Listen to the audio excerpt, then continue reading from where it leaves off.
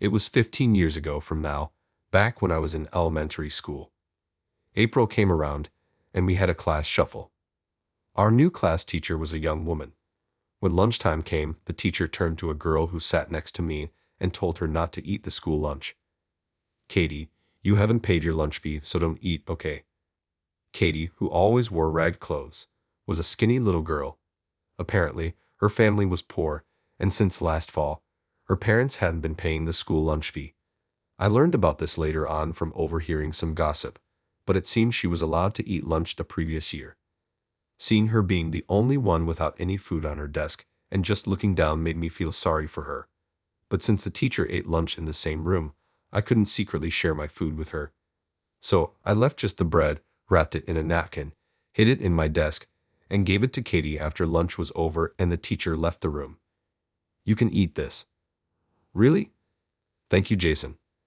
Back then, I was an outcast among my classmates and had no friends in the same class, but after that incident, I started talking to Katie.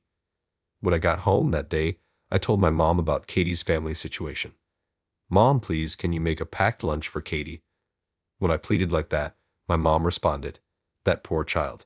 If she can't eat lunch, it won't be good for her growth, and she probably can't concentrate on her studies when she's hungry. It's fine. I'm already making your dad's lunch every day, so adding one more portion won't make much difference." With that, she gladly agreed. The next day at lunch break, when I handed over the homemade lunch my mom made, Katie's eyes widened in surprise. "My mom said to give this to you. Is this a packed lunch?" "Yeah, I told her about you, and she said to give it to you." "Really? Thank you, Jason." She hurriedly ate the lunch before the teacher returned to the classroom. It turned out that Katie's house was in the same direction as mine, so from that day on, we decided to walk home together. While walking, Katie told me about her life. "My dad doesn't work, yet he spends all our money on slot machines and horse races. My mom earns the money, but my dad takes it all." Because of this, they were struggling and even in debt. Seeing her wearing the same tattered clothes every day, I felt sorry for her. Our classmates just watched her from a distance. Neither of us had friends. After that, we started meeting up in the morning and going to school together. Some of our classmates teased us, saying, "Are you two dating or something?" But we tried not to let it bother us. I've always been bad at talking to people, but for some reason, I felt at ease talking to Katie. I didn't realize it, but it seemed I was lonelier than I thought. Not having any friends, I was really happy to be able to talk to her. On our way to and from school, we talked about a lot of things. Our families, our favorite foods and animals, homework, and TV shows we watched the previous night. I found out she loves cats. She can't have one at her house, but she enjoys visiting a nearby park where stray cats often gather. "My family has a cat. Want to come over and see it?" "Really?" "Sure." When I brought her to my house after school that day, my mom warmly welcomed her. When our mixed breed cat showed up, Katie's eyes sparkled with delight. "How cute. What's its name?" "It's Mary. Mary, come here." Katie looked so happy cuddling the cat, playing with toys, and feeding it treats. Seeing her radiant smile, which she didn't show at school, somehow made me feel happy too. In a blink of an eye, it was evening, and my mom prepared dinner even for Katie. "Katie, can you give me your home phone number? I'll call your folks and let them know you're here." With that, my mom called her house. During the call, she seemed deeply engrossed in the conversation. After that day, Katie began having dinner at our house every night. Apparently, her mom often worked late, and her dad, who was at home, didn't do any housework. As a result, their dinner time was always late, so with her parents' permission, our mom started looking after her meals. After school, Katie and I would do our homework and play with the cat until dinner. However, about a year into this routine, Katie had to move. Her parents divorced, and she decided to move with her mom to her maternal grandparents' place in Texas. Before moving, she and her mom came over to say goodbye. "I can't thank you enough for all that you've done for Katie. We'll never forget your kindness," her mother said, bowing to my mom. "Oh, please, it's okay. Please raise your head. We help each other out during tough times. Don't give it another thought," my mom replied. My mom was a person of strong principles and kindness. I have tremendous respect for her. I can't recall the conversation I had with Katie that day. I haven't seen her since. We exchanged Christmas cards every year, but that also ceased after 5 to 6 years. Then I graduated college and started working at a precision machinery manufacturer. I was assigned to sales, and it's been 3 years now. Taking over clients from seniors and establishing new ones, I now handle numerous major accounts. Good morning, Jason. My colleague Mike from the next desk greeted me. Good morning. Tomorrow, we've got a meeting with AB Electronics. It's a big deal that's vital for the company. You pumped and prepared? Yes, I'll have it ready for review later. As we talked, a secretary called out to Mike, Mike, there's a call for you from May Electronics. Picking up the phone, Mike's face turned pale rapidly. What? How could this? Yes, I see. I'm terribly sorry. Right away. Please, can you give us one more chance? What? Wait, hold on. After hanging up, he just stared blankly, still holding the phone. What happened? I asked. Turning to me, he said, Jason, you gave the wrong time to AB Electronics for our meeting, didn't you? They thought the meeting was yesterday. They're furious that we stood them up. This deal is toast. It's your fault. What? But wasn't it you who communicated the schedule to them? What, are you trying to pin this on me? I wanted to throw his words right back at him. To begin with, I hadn't communicated the schedule to the client at all. Mike had arranged the schedule and then informed me about it later. And yet, trying to blame it on me, he reported the matter to his boss and supervisor. Johnson went to apologize on his behalf. However, they wouldn't listen, and in the end, the deal with AB Electronics fell through. When Johnson returned, he said to me, Jason, what have you done? Because of you, the crucial deal we staked our company's future on has been ruined. How are you going to make this right? But sir, it wasn't me who informed them about the schedule. It was Mike. Enough. No excuses. You've caused harm to the company. Maybe you should consider resigning. That's something Johnson always says when he's angry. Wait, I really don't want to quit. Then bring in a contract worth the same amount as the machine we were going to sell to AB Electronics within 3 days, or you're fired. How could I possibly secure such a deal in just 3 days? I was at a loss for words after hearing Johnson's ultimatum. But then I remembered something. There's a client who's currently considering purchasing the same machine we were planning to sell to AB Electronics.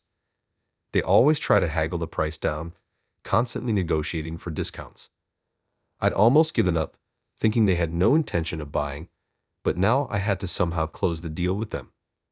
I quickly revised the quotation and set an appointment with that client. Upon arriving at their company, a man named Kevin assisted me. I've brought a new quotation today, I said, handing him the quote. Kevin scrutinized it. Can't you go a little lower? I really can't go any lower. We've adjusted the price several times already, I pleaded with Kevin, putting on a distressed look. Please, Kevin, I'm sure our equipment will be very beneficial to your company. We'll even include regular maintenance. Kevin pondered, crossing his arms. I get what you're saying, but at this price, my superiors might not approve. I personally want to purchase it, but how about I explain the benefits directly to your boss? Maybe over a meal or something. That might be difficult. My boss is pretty busy. I'm begging you, Kevin. Please just give me a chance to discuss it over dinner. I pleaded desperately. The machine sells for tens of thousands of dollars. For our company, the cost of a dinner would be insignificant compared to the sale. All right, Olas, but my boss is out right now, so I'll get back to you another day. That's fine. Thank you so much. Kevin saw me out of the conference room. Just then, the elevator opened, and an older man entered the office. Supervisor, I wanted to see you. Do you have a moment? Seeing him, Kevin immediately approached. So, this is Kevin's superior. Kevin explained the situation to the supervisor, but to my surprise, the supervisor began to shout angrily. Trying to win us over with a dinner. We told you countless times, if we can't afford it, we can't buy it. If you can't offer a better price, then just leave and don't come back.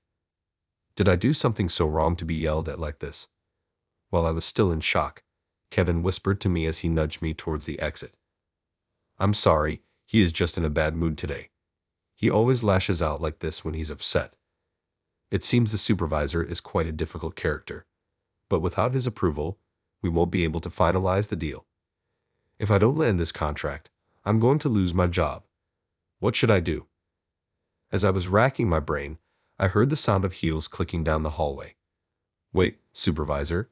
I turned around to the sound of a young woman's voice. There stood a beautiful woman in a business suit. Watson, what's up? She quickly approached the puzzled-looking supervisor. I've reviewed the documents too, and I believe that equipment from that company would be valuable for us. Please consider purchasing it. She looked straight into the supervisor's eyes as she spoke. Well, if you say so, Watson. Kevin, move forward with the contract process right away. The supervisor then turned to me and said. I was absolutely gobsmacked for a moment. I had no idea what had just happened. So you're saying you'll make the purchase? Yes, Jason can't say no when the boss's daughter asks. Now can we? Boss's daughter? This woman. As I looked at her, she smiled and said, Jason, long time no see. Don't you remember me? Even though she said that, I don't recall knowing any Watson. But as I continued to gaze into her face, it felt somewhat familiar. Wait, who are you again? She spoke up again. Do you remember me as Katie? Katie? Oh, is she talking about the same Katie I used to walk to and from school with and hang out at my place during grade school? She's changed so much. I didn't recognize her. Wow, it's been like 15 years, hasn't it? Yeah, so nostalgic. I saw your name on the business card attached to the documents and thought it might be you. Really? Boss's daughter? Actually, my mom remarried when I was in high school, and I took on the name Watson. Wow, really? Hey, Jason, instead of just standing here chatting, want to go out for a drink tonight? Sure, it sounds good. Katie and I exchanged contact info and planned to meet for drinks after work. When I got back to the office and reported the good news, my supervisor was taken aback. You really got the contract? Yes, we haven't signed the papers yet, but we got the green light. Great job, Jason. Supervisor was thrilled. Looking over at my colleague, Mike, he seemed uneasy at his desk. After wrapping up work for the day and heading to the bar for our meetup, I found Katie already waiting. Thanks for today. You saved me. I didn't get fired because of you. What are you talking about? As I filled her in, she was sympathetic. It's terrible for a senior to put the blame on a junior like that. Well, thanks to you, the deal went through, so I'm really grateful. Seriously, thanks. Upon hearing my gratitude, Katie shyly smiled. I'm honored I could help. To be honest, I've always been grateful to you for everything. We lost touch after I moved, but I'm glad we could reconnect like this. According to Katie's story, when she was in high school, her mother divorced and began dating a man who was then the manager of the office where she worked. They eventually got married. However, a few years later, Katie's stepfather's father, the CEO of the New York headquarters, fell ill and he had to take over his position. Their whole family moved to the city. You could have let me know when you moved back. Sorry, but weren't you the one who stopped replying to my New Year's cards first, Jason? Did I? Yes, so I thought maybe you found a girlfriend, and I didn't want to intrude. Turns out I never did get a girlfriend. Really? No girlfriend? Nope, none. Well, maybe our meeting here is fate. If you're okay with it, would you like to date me? I was taken aback by her sudden confession and was rendered speechless for a moment. But it wasn't that I disliked the idea.